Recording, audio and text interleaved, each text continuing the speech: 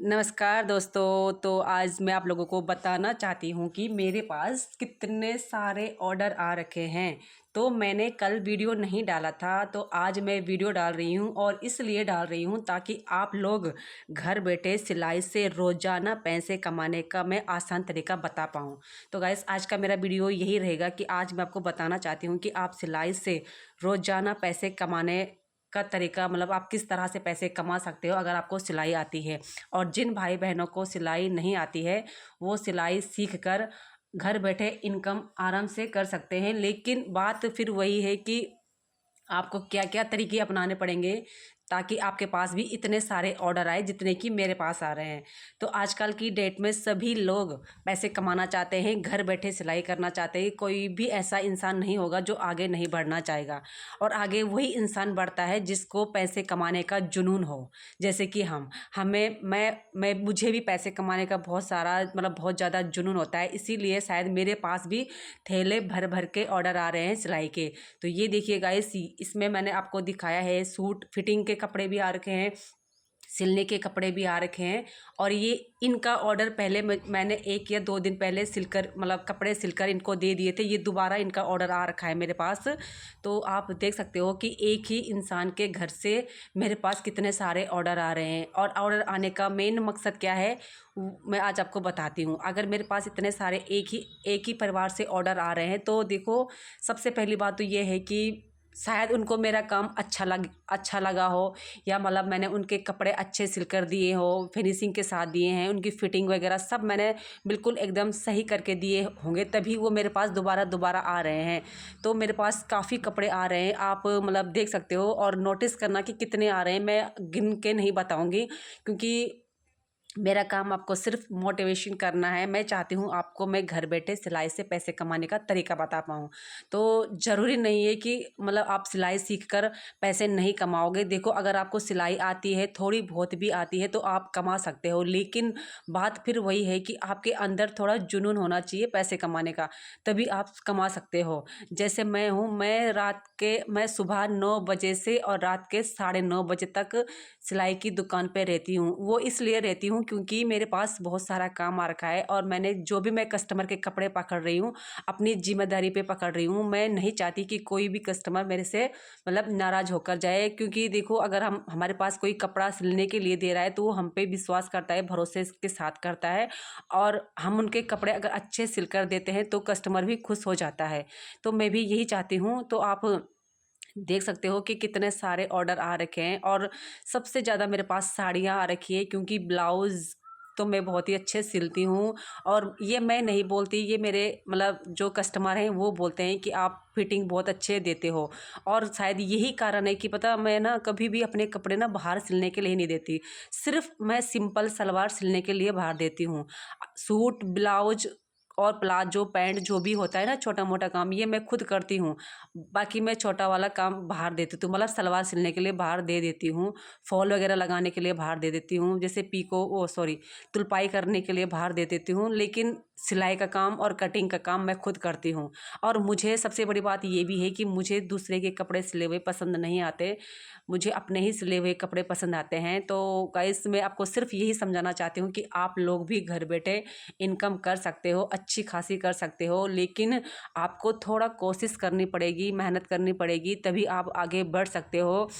अगर आप लोगों को थोड़ा बहुत भी सिलाई आती है और आप लोग चाहते हो पैसे कमाना, तो आपको ना, जो आपको थोड़ा बहुत आती है उसमें ही आप प्रैक्टिस करते जाओ, एक दिन आप ज़रूर आगे बढ़ोगे। मैंने भी ऐसे ही कर रखा है। मुझे भी पहले सिलाई, मतलब मुझे काफ़ी टाइम हो गया है सिलाई करते करते। मैंने बीच में सिलाई से ब्रेक ले लिया था, लेकिन मैंने दोबारा फिर मैं सिलाई में ही मतलब घुस गई, क्योंकि मुझे लगा कि सिलाई सबसे अच्छा ऑप्शन रहेगा। क्योंकि अगर हम कहीं बाहर जाते हैं जॉब करने के लिए, तो वहाँ पे हमें उस टाइप का काम नहीं मिलता जो हम जैसे हम चाहते हैं। और बहुत कुछ मतलब सुनने को मिलता है। मैंने भी नौकरी करी हुई है, मैंने स्कूल में जॉब करी हुई है। मैं स्कूल में पहले पढ़ाती थी, बच्चों को पढ़ाती थी मैं। तो मुझे मतलब सही नहीं लगा, क्योंकि बहुत कुछ होता है स्कूलों में, सुनने को मिलता है, काफ़ी चीज़ें होती है। तो जब मैं स्कूल पढ़ाती थी तो उसी टाइम भी मेरे पास मतलब मुझे स्कूल के जो मेरे मैडम लोग थे वो मेरे पास कपड़े सिलने के लिए देते थे, और मेरे जो स्टाफ वाले थे और जैसे आस पड़ोस के लोग भी मेरे पास कपड़े सिलने के लिए देते थे। तो शायद इसीलिए मैंने अपना स्कूल का काम छोड़कर और मैं सिलाई के काम पे आ गई, मतलब सिलाई के काम को करने लग गई। तो आप समझ सकते हो कि मैंने भी कितना ज़्यादा मतलब कोशिश करी हुई है, क्योंकि मैंने भी पहले 1 साल 2 साल स्कूल में पढ़ाया हुआ है। स्कूल में सैलरी अच्छी नहीं मिलती थी, इस वजह से मैंने स्कूल छोड़ा हुआ था, क्योंकि प्राइवेट स्कूल में आप लोगों को पता ही है ज़्यादा नहीं मिलती सैलरी। 5,000 से 10,000 तक मिलती है सैलरी, उससे ज़्यादा मिलती होगी लेकिन कहीं बाहर जाकर मिलती होगी। हमारे यहाँ जो भी एरिया है यहाँ सिर्फ इतनी ही मिलती है, इससे ज़्यादा नहीं मिल सकती। तो मैंने जब पढ़ाया था तो मुझे भी इतनी ही मिलती थी, और उसमें मुझे थोड़ा फ़ायदा नहीं हुआ था। तो मेरे अंदर थोड़ा टैलेंट था, हुनर भी था मेरे अंदर। तो मैंने सोचा कि क्यों ना मैं सिलाई के काम को ही, मतलब सिलाई की दुकान खोलूँ। जब मेरे पास घर पे ही काम इतना ज़्यादा आ रहा है तो मैं एक बार मार्केट में दुकान खोल कर देखती हूँ, क्या पता काम अच्छे से आ जाए। तो जैसे ही मैंने, मतलब जैसे जैसे मैंने सोचा था बिल्कुल वैसे वैसे हो रहा है मेरे साथ। तो आप लोग देख सकते हो कि देखो, अगर इतने सारे ऑर्डर आ रहे हैं, हर एक दिन ऑर्डर आ रहा है, एक दिन भी ऐसा नहीं है जो जिस दिन मेरे पास ऑर्डर नहीं आ रहा है। तो देखो, अगर आप भी ऐसा चाहते हो तो कोशिश करिए, कोशिश करने वालों की हार नहीं होती है। देखो, कोशिश आप लोगों ने करनी है, किसी बाहर वाले ने नहीं करनी है। अगर आगे बढ़ना चाहते हो तो भाई मेहनत तो करनी पड़ेगी, और मेहनत कुछ नहीं करनी है, जितना तुम्हें आता है उसी में प्रैक्टिस करते रहो करते रहो। एक दिन तुम्हारा हाथ, मतलब तुम्हारे हाथ में फिनिशिंग आ जाएगी। पहले मेरे हाथ में बिल्कुल फिनिशिंग नहीं थी, मैं जितने भी कपड़े सिलती थी वापस आते थे, कभी कभी टाइट हो जाता था, कभी ढीला हो जाता था, कभी कंधे गिर जाते थे, मतलब कुछ ना कुछ प्रॉब्लम होती रहती थी। उतनी बार सोचती थी कि मैंने इस सिलाई का काम क्यों सीखा होगा, इस काम को मैं छोड़ रही हूँ। लेकिन आज वो दिन है कि मेरा एक भी काम वापस नहीं आता। लोग मेरे सामने ही तारीफ़ करके चले जाते हैं। मेरे व्हाट्सअप मैसेज में इतनी तारीफ़ होती है कि मतलब लोग मुझसे मैसेज करके बोलते हैं कि दीदी आपने सूट बहुत अच्छा सिला हुआ है, बहुत अच्छा बना रखा है। तो मैं आपको बस यही बोलना चाहती हूँ कि देखो, मैंने भी मतलब मुझे भी कई बार गुस्सा आता था जब किसी, मतलब कोई चीज़ ऐसी होती है ना जो हमसे बनती नहीं है, जो हमें बनानी नहीं आती है, और कभी कभी तो कस्टमर की सुननी भी पड़ती है। उस चीज़ को देखकर भी बहुत ज़्यादा गुस्सा आता है जब कस्टमर हमें सुनाते हैं। तो फिर बात फिर वही होती है ना कि जब हमें कस्टमर सुना रहे हैं, तो भाई जब हमने गलती कर रखी है और वो हमें हमारी गलती बता रहे हैं तो हमें उसको स्वीकार करना चाहिए, बल्कि मतलब स्वीकार करके उसको सही करके देना चाहिए। देखो, हमारा काम होता है कि कस्टमर हमसे खुश हो, कस्टमर हमसे दुखी होकर नहीं जाना चाहिए। मैं तो यही सोचती हूँ।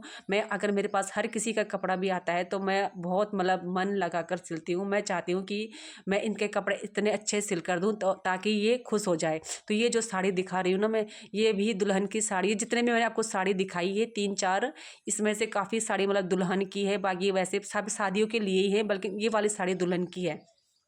तो इन्होंने भी मेरे पास 3 या 4 ब्लाउज सिलने के लिए दे रखे हैं, और 1-2 सूट दे रखे हैं इन्होंने मेरे पास सिलने के लिए। तो ये इनकी शादी भी अभी 21, मतलब 19-21 में इनकी शादी है शायद, है ना। तो इन्होंने मेरे पास कपड़े सिलने के लिए दे रखे हैं। तो मैं आपको बता सकती हूँ कि देखो, अगर आप का व्यवहार भी अच्छा है ना, तो व्यवहार के हिसाब से भाई आपके पास कपड़े अच्छे आते हैं। मेरे पास लोग इसीलिए भी ज़्यादा आते हैं क्योंकि मैं सबके साथ एक जैसे रहती हूँ।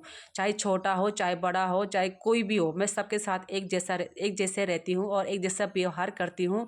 मैं किसी के ऊपर भेदभाव नहीं करती, और प्यार से बातें करती हूँ और हंस के बातें करती हूँ। कोई भी मेरी दुकान पे आता है सभी बोलते हैं कि आप बहुत अच्छे हो।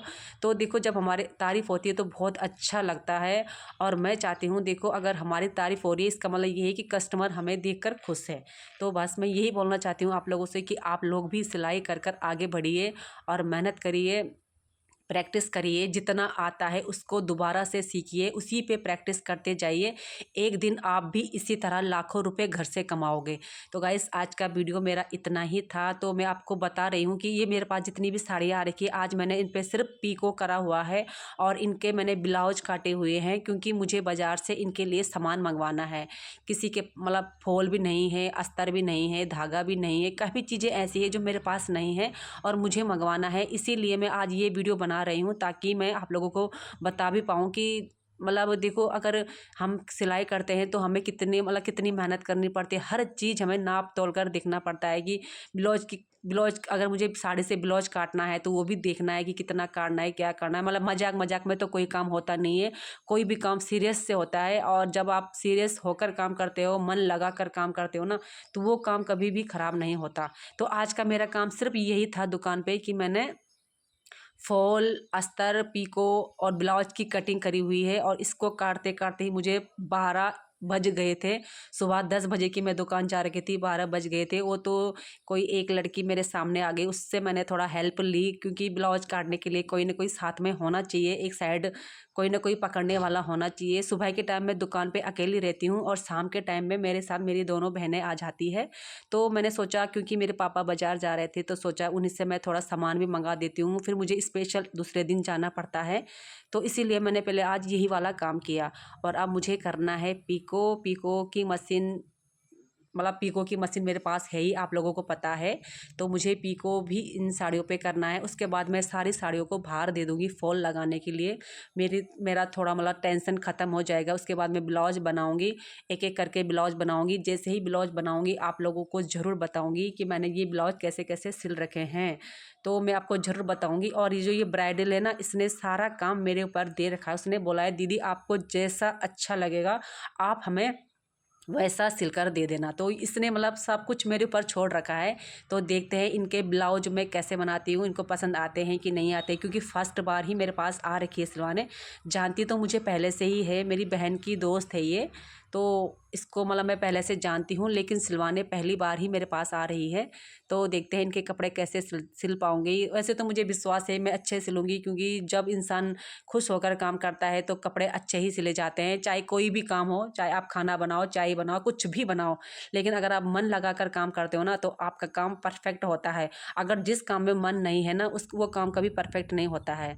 तो मैं अपना काम इसी तरह से करती हूँ, मतलब मन लगाकर करती हूँ। शायद इसीलिए कस्टमर भी मेरे से खुश होते हैं और मैं उनके कपड़े अच्छे सिल कर देती हूँ, इसलिए भी खुश होते हैं। काफ़ी चीज़ें हैं, मतलब नोटिस करनी पड़ती है हमें, हर चीज़ नोटिस करनी पड़ती है सिलाई में। तो देखो गाइस, मेरा काम आज का इतना ही था। तो कल मैं आपको दूसरा वीडियो लेकर आऊँगी, कोई अच्छा वाला वीडियो लेकर आऊँगी, ताकि आप लोगों को थोड़ा मोटिवेशन मिल सके। आप लोग भी आगे बढ़ोगे, आप भी पैसे कमाओगे, और जितना हम कमा रहे आप उससे ज़्यादा कमाओगे। लेकिन बात वही है कि मेहनत आपने करनी है, हमने नहीं। तो मेहनत करने आपने सीखनी है। मेहनत करने में ज़्यादा टाइम नहीं लगता है। देखो, अगर आप डेली डेली प्रैक्टिस करोगे तो एक दिन आप ज़रूर पैसे कमाओगे। तो फिर मिलते हैं आपको अगली वीडियो में, तब तक के लिए बाय बाय।